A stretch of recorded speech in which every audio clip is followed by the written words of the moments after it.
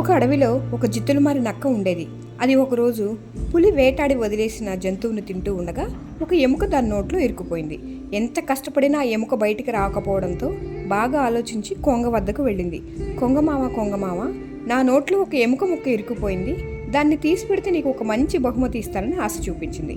కొంగ సరే అని దాన్ని నోట్లో తలపెట్టి ఎముకను బయటకు తీసింది. ఎముక బయటకు వచ్చిన తర్వాత అక్కడి నుంచి వెళ్ళిపోయింది నక్క. కొంగ ఎదురుగా వెళ్ళి, అదేంటి మామ, ఎముక తీస్తే బహుమతి ఇస్తానని చెప్పావు కదా అని ప్రశ్నించింది. నువ్వు నా నోట్లో తలపెట్టినా నిన్ను తినకుండా వదిలిపెట్టాను చూడు, అదే నేను నీకిచ్చే బహుమతి అని చెప్పింది నక్క. మోరల్ ఆఫ్ ద స్టోరీ ఏంటంటే, చెడ్డవాళ్లకు సాయం చేసిన వాళ్ళకి కృతజ్ఞత ఉండదు.